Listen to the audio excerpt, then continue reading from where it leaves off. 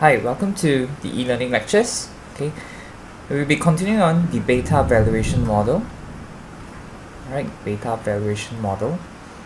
Now we introduced this because there is a challenge in the DDM. Alright. Now remember, if you remember, the DDM is like dividend at year 1 and you discount it.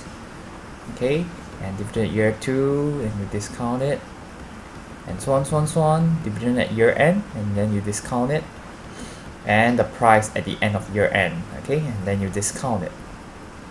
Now the question is, what value of K should you use? Alright, this value of K is, in other words, the discount rate, alright, or the required rate of return. Required rate of return of the stock.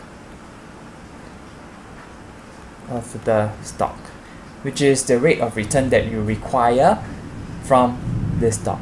Alright, often we get this value from questions. Okay, now one way to calculate the discount rate is to use the beta valuation model. Alright, the beta. Now what is beta? Beta is a measure, right, of the variability of return on the stock for 1% change in the return of the whole market. Now, in other words, right, let me give you some examples. Okay, now say if a stock, okay, it has a beta of 1.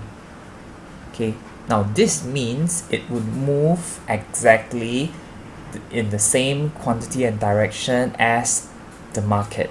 Okay, because the market as a whole, the equity market as a whole, right, it has a beta of 1. Okay, so if we say that a stock, it has beta of 1, it will move exactly the same direction, same quantity as the market. Now if we say a stock has a beta that is more than 1, which means is for any, let's say the market increases by 1%, okay, now this stock would increase by more than 1%. Okay, it will increase by more than 1%. Now correspondingly, if the market decreases by 1%, the stock will also decrease by more than 1%.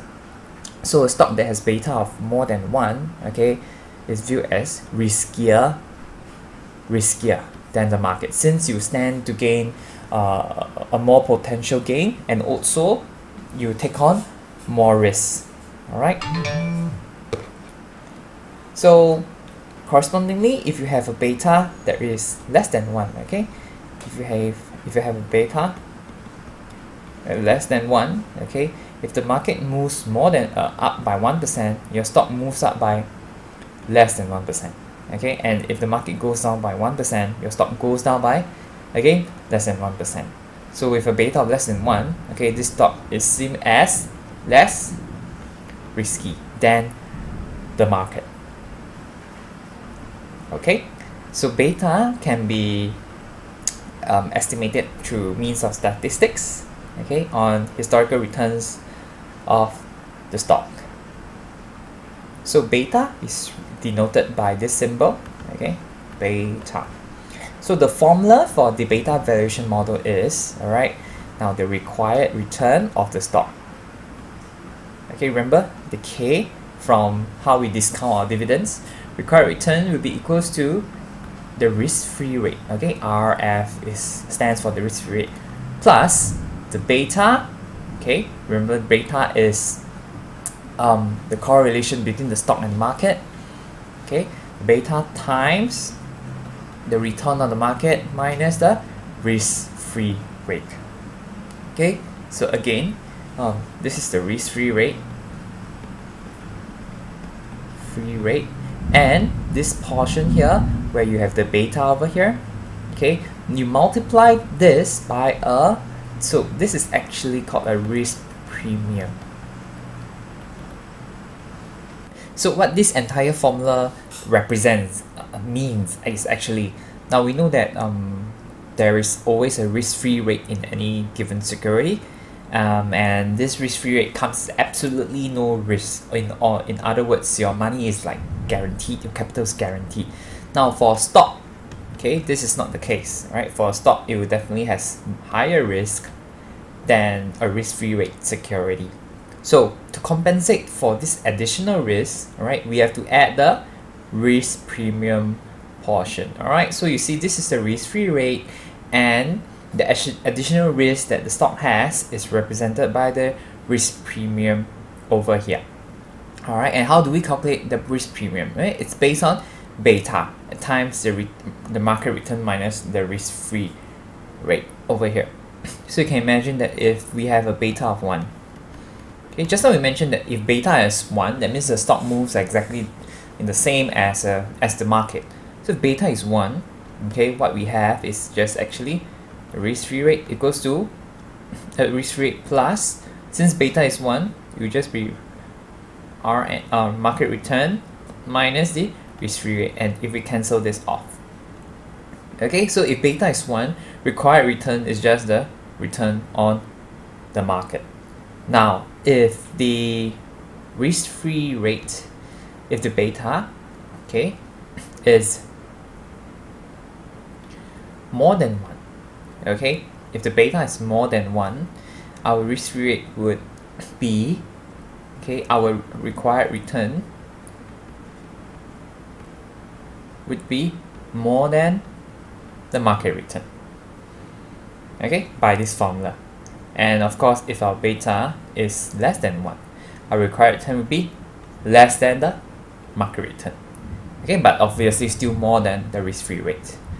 Alright, so the entire formula, or what we call the beta valuation model, is essentially used to calculate the required return, which you can use in our DDM for the discount rate. Okay, so an example is given in your lecture slides. Say a particular stock called ABC stock. It has a beta of 0.6, and it talks about that the equity market is expected to produce a return of 7.7%, okay, and the risk-free rate, okay, is 5%. So what is the expected return on the ABC stock? Okay, remember we're going to use our formula plus beta market return minus the risk-free rate again. So risk rate being 5%, so 5% plus beta is 0.6, and market return is 7.7% minus risk-free rate. Okay, and this will turn out to be 6.62%. Okay, and here we notice that the beta is less than 1. Hence, the expected return on the stock, we expect it to be less than the market return, which is 7.7%. Okay, so basically high beta means that a stock is high risk but which has also potential for high returns, and a lower beta means that the stock has a lower risk and hence also lower potential for low returns. Alright, we can make use of the stock screener in Google Finance to help us look at stocks, to screen stocks based on beta. Alright, so this is a stock screener, and I will add a criteria to measure beta. So add a criteria under stock matrix, click on beta, and it will say that the measure of a fund or the stock's risk in relation to the market. Alright, so add it, and then you have this thing over here. So if you realize that the majority of beta is actually in the range of like from 0 to 2.52. Okay, so if we were to increase our range to here, you see that the stocks having higher beta stocks. Alright, let's see a sample of them, and let's take a look at these stocks over here. Okay, and you see stocks that fit that criteria, so they would have a higher beta, which means they are kind of like more riskier than the average market rate. And what about lower beta stocks? Okay, if let's say we go to lower ones, Okay, less than 1. Okay. Okay. So we have companies like 3M, and the rest. So you can explore it on your own, right? To look at which are the safest stocks to buy based on beta.